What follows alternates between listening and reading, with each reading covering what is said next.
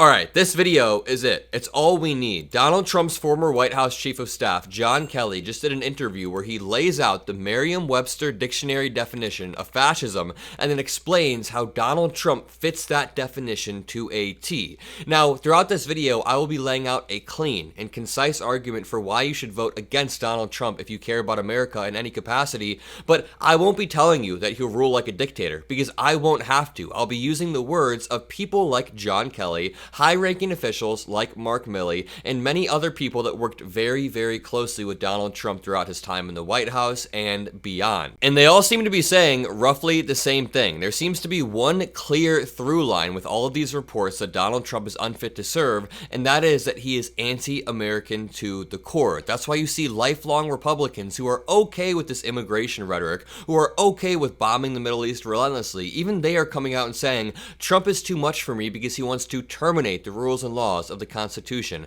because he makes up lies about our free and fair elections in a way that Vladimir Putin could have never dreamed of, and because he undermines our courts, our legal and judicial system every step of the way. So without further ado, let's jump into some of these wild clips. In this clip, Trump's Chief of Staff, John Kelly, is asked, do you think Trump is a fascist? Let's jump in with this banger clip, and I just want to preempt this by saying John Kelly is not the woke liberal that Trump will try to paint him as over the next few weeks, as he did with General Mark Milley. Just to recap, few top officials spent more time behind closed doors in the White House with Donald Trump than John F. Kelly, the former Marine general who was his longest serving Chief of Staff. Mr. Kelly was not only the Chief of Staff, but he was the Homeland Security Secretary. He worked with Donald Trump very closely all the time, and now he's describing the type of rhetoric that Trump used to use behind closed doors. Take a listen.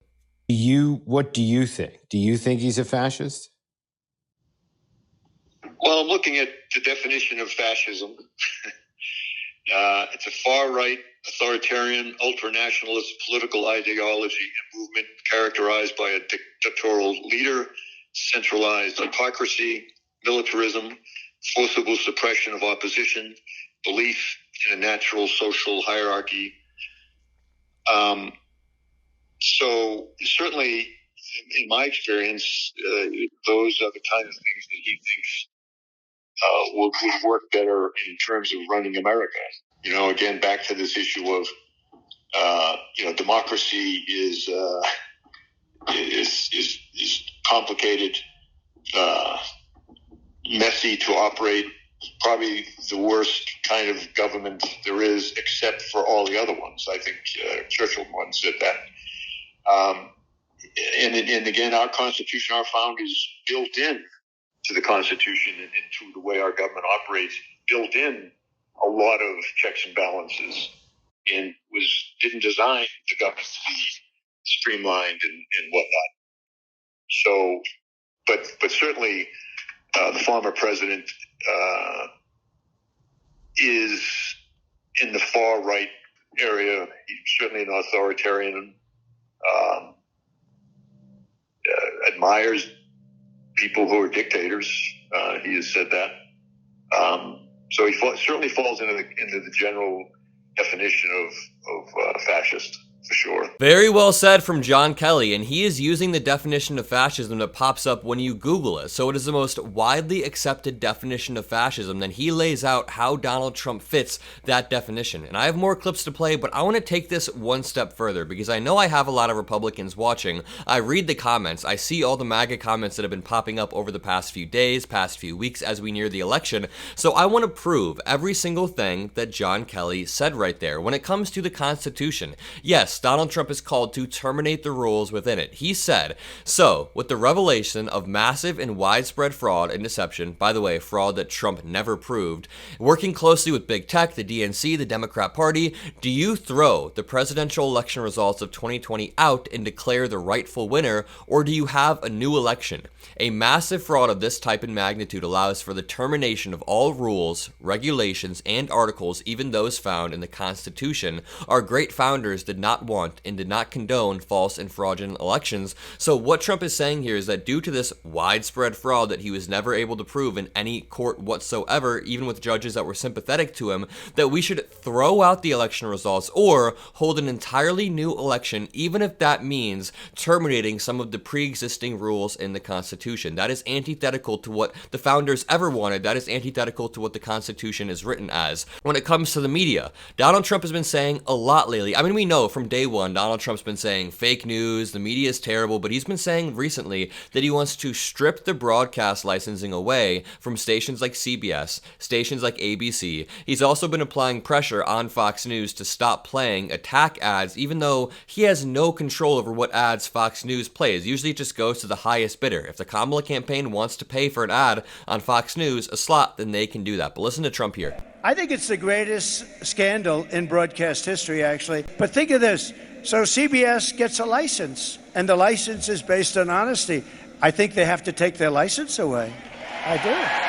We have to take CBS's license away because they held a 60 Minutes interview, but we can't take Fox News' license away after they lost $800 million to Dominion due to telling relentless lies about election fraud, which brings us back to this tweet. So far we've proven Donald Trump wants to terminate the rules, regulations, and articles, even those found in the Constitution. We've also proved that Donald Trump says CBS should lose their broadcast licensing. And here's the final one where Donald Trump is saying that the enemy from within are the Democrats, and we might need to mobilize the National Guard or even the military on the Democrats. And then it plays VP Harris also talking about our local, federal, and state law enforcement. Take a listen. The bigger problem is the enemy from within. We have some very bad people. We have some sick people. And it should be very easily handled by, if necessary, by National Guard, or if really necessary, by the military.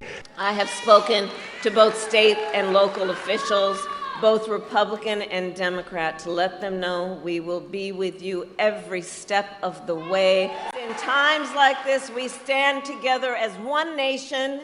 That is who we are. So she spoke to local and federal law enforcement to try to get them to help people with Hurricane Helene and Hurricane Milton. And Donald Trump is talking about mobilizing the National Guard on Nancy Pelosi and Adam Schiff. So this brings us on to the next question with John Kelly being interviewed. That's Bolton. That's obviously not Kelly. John Kelly said, Trump is certainly the only president that has all but rejected what America is about. Listen.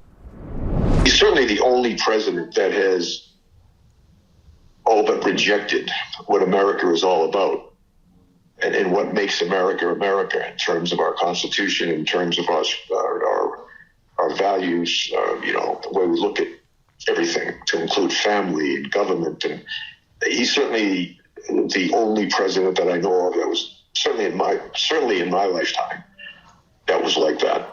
And what's really important is that John Kelly is somebody who's similar to Mike Pence. They agree with Donald Trump on probably about every single issue. This guy agrees with Donald Trump on immigration. He enacted the Muslim ban. This guy agrees with Donald Trump about abortion, about the economy, about all of this stuff. But this guy also appreciates the Constitution, and that is the fundamental difference between somebody like Donald Trump and somebody like Mike Pence or John Kelly or Mark Milley or John Bolton or the number of people who have served our country for decades upon decades. And then said Donald Trump is not fit to serve. When I saw Mike Pence speak at the Iowa State Fair about a year or so back, he was saying something to the effect of, Donald Trump asked me to put himself over the Constitution, but I took an oath to the Constitution, not to Donald Trump. And that is the same thing that General Mark Milley has said. And now Donald Trump is saying that Mark Milley is a woke liberal who is a lightweight, who has no experience, when this is a 4-star general, someone who has served for 44 years and was the highest ranking military official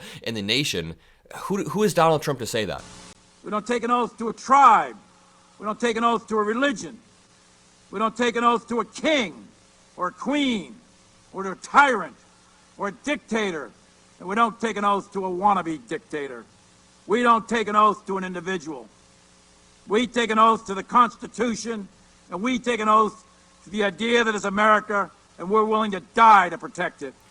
Okay, so incredibly well said from General Mark Milley. Again, a very highly decorated military officer. He was the highest ranking military officer in the country. And I'm going to speculate just a little bit here. I feel like he strikes me as the guy who voted Republican his entire life. I know that people who serve in the military disproportionately do vote red. So I'm guessing this guy probably voted for Bush. He probably voted red.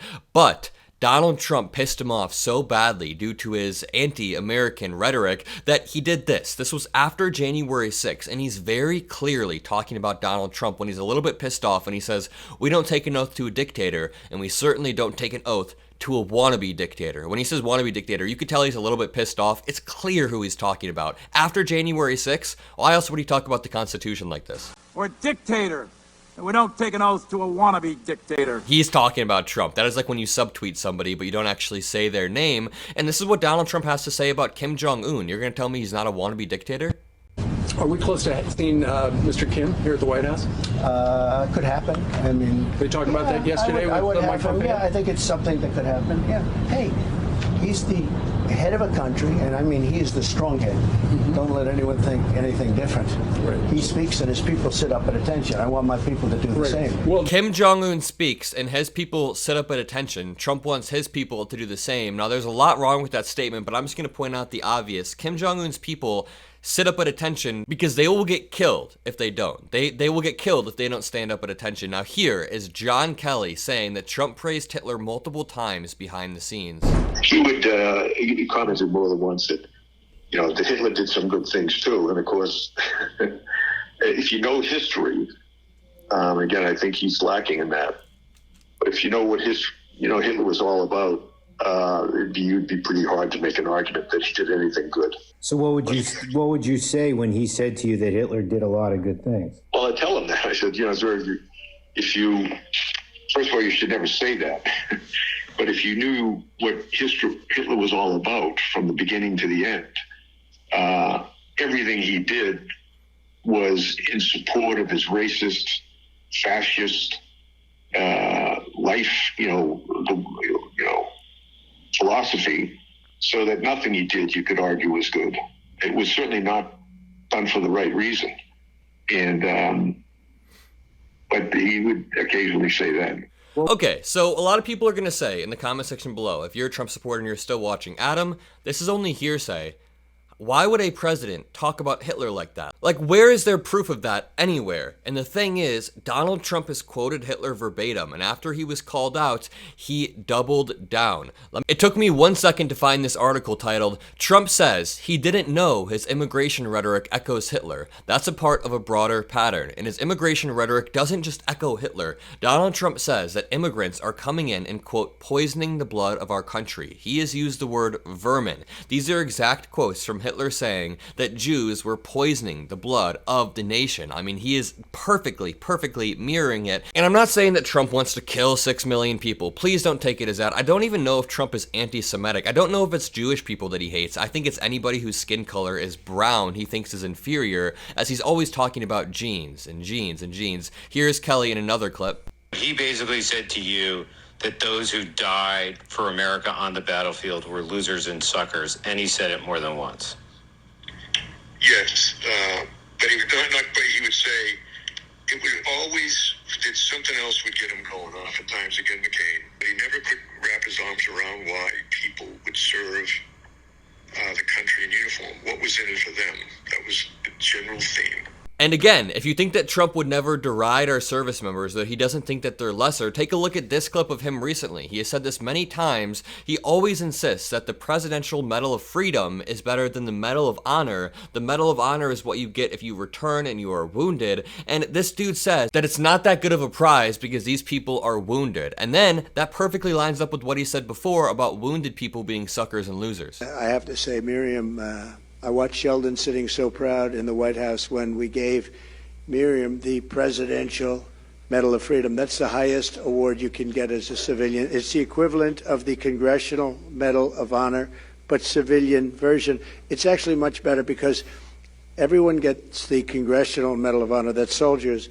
They're either in very bad shape because they've been hit so many times by bullets, or they're dead. It's just egregious. It's an egregious thing to say. He's saying that the Presidential Medal of Freedom is better than the Medal of Honor because in order to have the Medal of Honor, you necessarily have to have been hit by a bullet or been wounded. What an insane thing to say for somebody who pretends to be a patriot. Either way, if you enjoyed this video, if you appreciate what I do, drop a like, subscribe, have a great rest of your day, and peace out.